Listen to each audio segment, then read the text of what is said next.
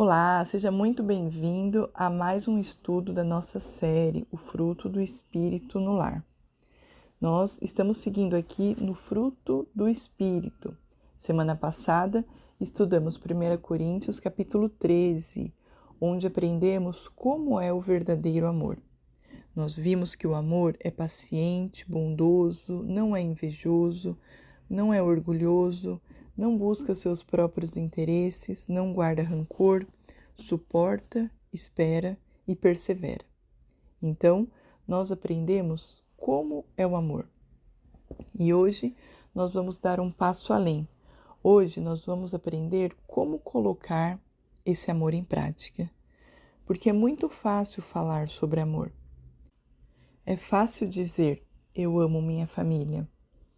Mas como esse amor aparece quando a vida fica difícil? Como eu trato as pessoas quando estou contrariado? Quando alguém me decepciona, quando alguém me machuca, quando alguém pensa diferente de mim? É exatamente isso que vamos estudar hoje em Romanos capítulo 12. Mas antes, eu quero lembrar o texto que é a base de toda a nossa série. E se encontra em Gálatas, capítulo 5, versículo 22 e 23. Mas o fruto do Espírito é amor, alegria, paz, longanimidade, benignidade, bondade, fidelidade, mansidão e domínio próprio. Contra essas coisas não há lei. Nós estamos estudando o primeiro aspecto desse fruto, o amor. E hoje vamos entender como esse amor se manifesta na prática. Então, abra sua Bíblia em Romanos, capítulo 12, do versículo 9 ao 21. Eu vou fazer a leitura de todo o texto e depois nós vamos caminhando por cada parte. Romanos, capítulo 12, do versículo 9 ao 21 está escrito: O amor seja sem hipocrisia. Detestai o mal, apegando-vos ao bem. Amai-vos cordialmente uns aos outros com amor fraternal, preferindo-vos em honra uns aos outros. No zelo, não sejais remissos, sede fervorosos de espírito, servindo ao Senhor.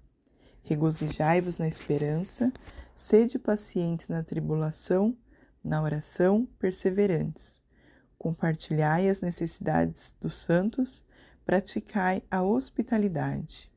Abençoai os que vos perseguem, abençoai e não vos amaldiçoeis.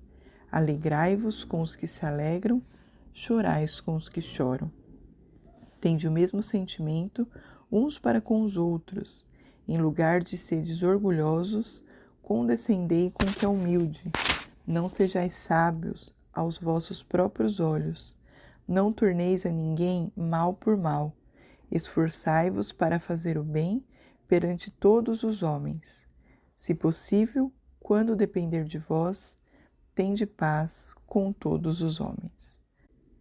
Não vos vingueis a vós mesmos, amados, mas dai lugar à ira.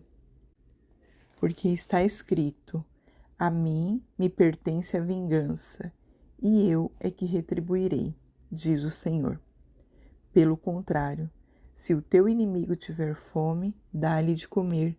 Se tiver sede, dá-lhe de beber. Porque fazendo isto, amontoarás brasas vivas sobre a sua cabeça. Não te deixes vencer do mal, mas vence o mal com o bem. Então agora, vamos refletir sobre cada um desses pontos. Primeiro, o amor precisa ser verdadeiro. No versículo 9 está escrito, o amor seja sem hipocrisia. Detestai o mal, apegando-vos ao bem. A primeira coisa que Paulo fala é que não haja hipocrisia, ou seja, o amor precisa ser verdadeiro. A palavra hipocrisia traz essa ideia de fingimento, de representação, de alguém que usa máscara. Na antiguidade, especialmente no teatro, os atores utilizavam máscaras para representar personagens diferentes. Então, Paulo está dizendo que o amor cristão não pode ser uma atuação, não pode ser uma coisa na frente das pessoas e outra completamente diferente dentro de casa. Não adianta eu falar de amor lá fora e tratar mal os que estão dentro. Não adianta eu ensinar meus filhos sobre Deus e ser impaciente, agressivo ou humilhante com eles. Não adianta eu falar que amo as pessoas se quando alguém me contraria, eu imediatamente passo a tratar essa pessoa mal. O amor precisa ser verdadeiro. E aqui eu quero fazer uma pergunta a você. Eu consigo transmitir esse amor para outra pessoa? Será que as pessoas que convivem comigo conseguem perceber o amor de Cristo através da minha atitude? Ou elas apenas me ouvem falar sobre amor? Porque a primeira evidência de uma vida transformada pelo Espírito Santo começa justamente na maneira como tratamos as pessoas. Segundo ponto, amor fraternal e honra. Vamos para o versículo 10, que está escrito: Amai-vos cordialmente uns aos outros com amor fraternal, preferindo-vos em honra uns aos outros. Paulo fala aqui de amor fraternal. Fraternal é um amor de afeição, cuidado, proximidade e consideração. É olhar para outra pessoa e reconhecer: essa pessoa tem valor. E Paulo continua dizendo: preferindo-vos em honra uns aos outros. Aqui aparece uma palavra muito importante: honra. Honrar alguém não significa concordar com tudo que essa pessoa faz. Não significa bajular, não significa fingir que está tudo certo. Honrar é reconhecer o valor daquela pessoa e tratá-la com dignidade. Isso é muito importante dentro de casa. No casamento, as esposas podem honrar os maridos honrar a esposa, reconhecer o esforço do outro.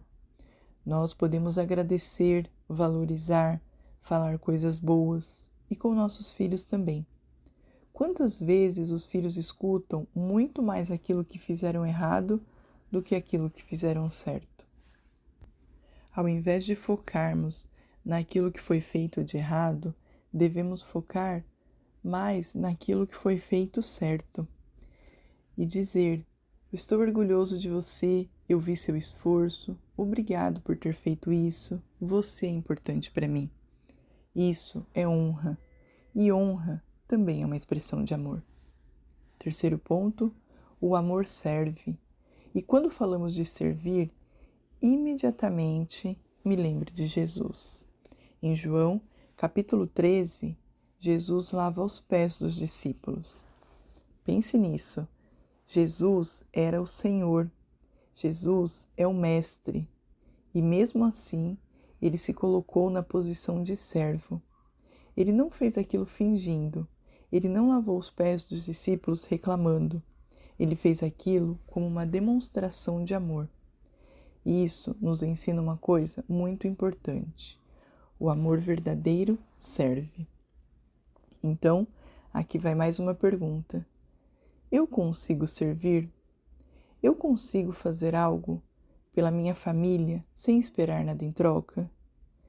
Eu consigo fazer alguma coisa para facilitar a vida do outro sem precisar receber reconhecimento?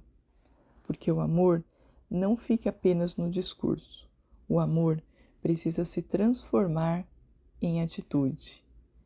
É aquela famosa frase: pregue, se preciso, use palavras. A esperança produz alegria. Esse é o próximo ponto. Está escrito em Romanos, no capítulo 12:12. Alegrai-vos na esperança, sede pacientes na tribulação, perseverai na oração. Olha que interessante essa sequência de Paulo. Alegria na esperança, paciência na tribulação e perseverança na oração. Paulo não está dizendo que o cristão nunca vai passar problemas. Muito pelo contrário. Ele reconhece que haverá tribulação, haverá momentos difíceis, situações que não vamos entender, momentos em que vamos perguntar: Deus, por que isso está acontecendo? Mas existe uma coisa que a tribulação não consegue tirar de nós, que é a esperança em Cristo. É justamente essa esperança que produz alegria. Não é uma alegria porque tudo está dando certo. É uma alegria porque mesmo quando as coisas não estão dando certo, eu sei em quem coloquei minha esperança. Por isso, Paulo diz: alegrai-vos na esperança. E depois ele diz: sede pacientes na tribulação. Ou seja, não abandone a sua fé porque está difícil. Não permita que uma fase difícil determine aquilo que você acredita sobre Deus. E então ele completa: perseverai na oração. Olha que sequência: esperança, paciência e oração. Quando eu tenho esperança, eu consigo esperar. Quando eu preciso esperar, eu oro. E enquanto eu oro, continuo confiando que Deus está trabalhando, mesmo que eu ainda não consiga enxergar. Isso também vale para a nossa família. Talvez você esteja orando por um filho, talvez esteja esperando uma mudança no seu casamento ou passando por uma dificuldade. Talvez exista uma situação dentro da sua casa que você não sabe como resolver. Romanos 12 nos ensina: tenha esperança, seja paciente e continue orando. E isso não significa ficar parado, significa continuar confiando em Deus enquanto fazemos aquilo que está ao nosso alcance. Próximo ponto: uma vida transformada aprende a repartir. Agora vamos para Romanos capítulo 12, versículo 13. Compartilhai as necessidades dos santos, praticai a hospitalidade. Uma vida transformada pelo Espírito Santo deixa de olhar somente para si. Ele começa a olhar para o próximo, com amor. E eu quero te fazer uma pergunta: o que eu posso fazer pelo meu próximo? Porque o mundo muitas vezes nos ensina: o que eu vou ganhar? Como isso vai me beneficiar? Quanto eu vou receber? Mas o cristão começa a perguntar: como eu posso ajudar? O que esta pessoa está precisando? O que eu posso fazer por ela? Paulo fala sobre repartir e sobre a hospitalidade. É abrir espaço, compartilhar, é acolher, é perceber a necessidade do outro. Isso deve começar dentro da nossa própria casa. Ensinar os nossos filhos a compartilhar, a ajudar, a dividir, a ser generosos, a perceber quando alguém está precisando de alguma coisa. Porque o amor não olha apenas para aquilo que eu preciso. O amor começa a enxergar aquilo que o outro precisa. Próximo ponto: o amor abençoa. Agora chegamos a uma parte muito difícil, que está em Romanos, no versículo 14, que diz: abençoai os que vos perseguem, abençoai e não amaldiçoeis. Paulo está dizendo: abençoe quem persegue você. Isso é completamente contrário à nossa natureza. Quando alguém nos machuca, nossa primeira vontade é revidar. Fez comigo? Vou fazer também. Me prejudicou? Vou mostrar quem sou. Mas Paulo diz: abençoe. E isso não significa que aquilo que a pessoa fez foi correto. Não significa fingir que não doeu. Não significa permitir que alguém continue nos fazendo mal. Significa não permitir que o mal que alguém fez contra nós transforme o nosso coração em algo parecido com aquilo que nos feriu. E que precisamos reconhecer uma coisa: o ser humano sozinho não consegue viver isso plenamente.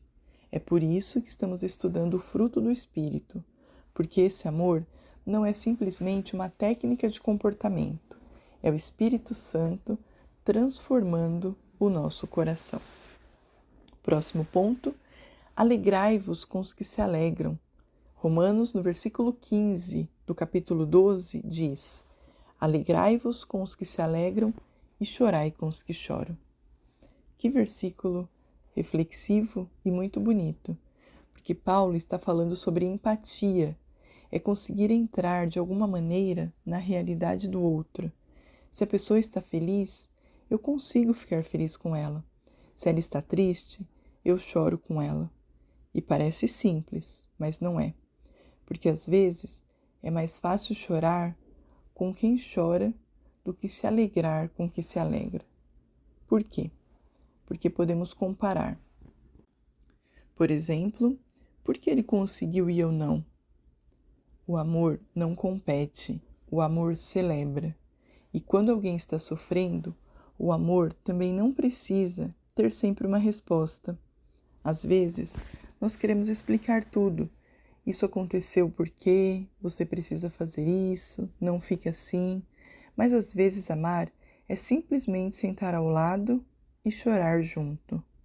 E em silêncio. Nem sempre precisamos ter uma resposta. Às vezes, a nossa presença já é uma forma de amor. Próximo ponto, o amor busca harmonia. Sede unânimes entre vós, não ambicioneis coisas altas, mas acomodai-vos às humildes. Não sejais sábios em vós mesmos. Paulo está falando de harmonia. Isso não significa que todo mundo vai pensar exatamente igual. Uma família saudável não é aquela em que ninguém discorda, é aquela em que as pessoas conseguem discordar sem deixar de se amar e se desrespeitar. Paulo diz: não sejais sábios em vós mesmos. Ou seja, não ache que você sempre está certo. E isso é muito importante dentro da família, dentro do casamento. Próximo ponto, não retribua o mal com o mal. No versículo 17, diz: a ninguém torneis mal por mal, procurai as coisas honestas perante todos os homens. Isso é muito diferente do que o mundo nos ensina. O mundo diz: não leve desaforo para casa, você precisa se defender, não deixe ninguém pisar em você. Mas a palavra de Deus apresenta outro caminho. A ninguém torneis mal por mal. O cristão não precisa entrar no mesmo jogo. Se alguém me trata mal, eu não preciso me tornar uma pessoa má para responder. Porque eu não quero que o comportamento do outro determine quem eu vou ser. Eu quero que Cristo determine quem eu vou ser. Outro ponto, o cristão faz o que está ao seu alcance. Agora chegamos ao versículo 18. Se for possível, quanto depender de vós, tende paz com todos os homens. Essa expressão é muito importante. Quando depender de vós. Paulo reconhece uma realidade. Nós não controlamos o comportamento das outras pessoas, mas podemos fazer a nossa parte. Podemos perdoar, conversar, tentar reconciliar, mudar a nossa atitude e buscar a paz. Mas eu não consigo controlar o coração do outro. Por isso, quando depender de você, faça a sua parte. Faça o melhor que estiver ao seu alcance para viver em paz. Comece por você. E o último ponto, mas não menos importante, não se vingue. Romanos, capítulo 12, versículo 19. Não vos vingueis a vós mesmos, amados, mas dai lugar à ira, porque está escrito: minha é a vingança, eu recompensarei, diz o Senhor. Isso não significa que Deus não vê aquilo que aconteceu. Muito pelo contrário. Deus está olhando, Deus sabe, Deus conhece aquilo que nós não conseguimos explicar para ninguém. Deus conhece a injustiça, a dor, aquilo que foi escondido.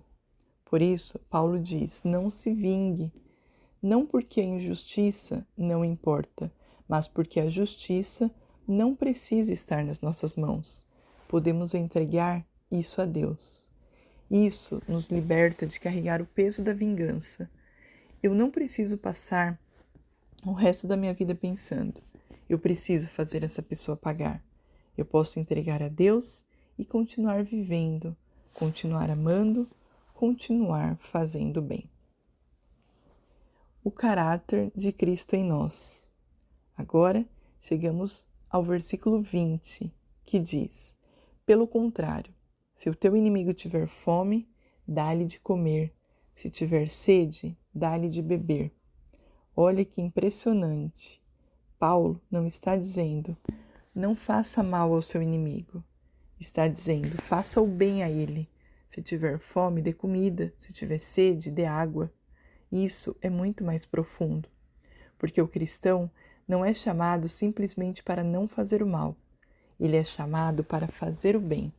E aqui nós vemos o caráter de Cristo sendo formado em nós.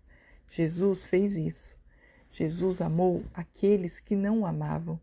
Jesus perdoou. Jesus serviu. Jesus orou por aqueles que o crucificaram. Jesus orou por nós. Então, quando conseguimos responder ao mal com o bem, não estamos simplesmente sendo pessoas boazinhas. O caráter de Cristo está começando a aparecer em nós. Vença o mal com o bem. Aqui, o último versículo da nossa leitura, que está em Romanos 12, 21. Não te deixeis vencer do mal, mas vence o mal com o bem. Essa talvez seja uma das frases muito reflexivas de todo esse texto, porque Paulo não diz apenas, não faça o mal, ele diz, vence o mal com o bem. Percebe a diferença? Se alguém me fez mal, eu devolvo o mal venceu. Se alguém me machuca, eu passo a viver dominado pelo ódio, o mal venceu. Se alguém me ofende, eu me torno uma pessoa amarga por causa disso, o mal venceu. Mas, quando pelo poder do Espírito Santo eu consigo escolher o bem, o mal não conseguiu me transformar. E essa talvez seja uma das maiores evidências de uma vida transformada. E o que tudo isso tem a ver com o fruto do Espírito? Se estamos falando do amor, olhe quantas características do amor aparecem em Romanos capítulo 12. Amor sem hipocrisia, honra, serviço, paciência, generosidade, hospitalidade, perdão, empatia, humildade, paz, não vingança, bondade. Percebe? O amor não é apenas uma palavra. Ele começa a aparecer na maneira como tratamos as pessoas. Um genuíno relacionamento com Cristo produz evidência. E aí vem uma pergunta. Um relacionamento genuíno com Cristo está sendo percebido nos meus relacionamentos com as outras pessoas? Pense nisso. Porque não significa que sejamos perfeitos, mas significa que sejamos transformados. Podemos errar, podemos ainda perder a paciência, ter dificuldades para perdoar, mas existe uma coisa diferente acontecendo dentro daqueles que estão buscando ao Senhor e que têm o Espírito Santo, porque o Espírito Santo está nos transformando. E não se esqueça, permaneça na videira. E precisamos lembrar novamente do que Jesus disse em João capítulo 15, permanecei em mim e eu permanecerei em vós. Eu sou a videira, vós os ramos. Quem permanece em mim e eu nele, esse dá muito fruto, porque sem mim nada podeis fazer. Sem Cristo não conseguimos viver esse amor plenamente. Não conseguimos apenas decidir, de hoje em diante eu nunca mais vou revidar. Não, nós precisamos da ação do Espírito Santo, precisamos permanecer ligados à videira, porque o fruto não é produzido pelo ramo sozinho. O fruto é produzido porque o ramo está ligado à videira. Por isso, não é simplesmente vou me esforçar para ser uma pessoa melhor, mas Jesus permaneça em mim, Espírito Santo, transforme o meu coração. Porque quando permanecemos nele, o Espírito Santo começa a produzir em nós aquilo que sozinhos não conseguiríamos produzir. E que o nosso lar seja um lugar onde as pessoas não apenas ouçam que somos cristãos, mas consigam enxergar Cristo na maneira como amamos. Até a próxima, espero que você tenha gostado do vídeo. Se gostou, curta, compartilhe, deixe um comentário. Até a próxima.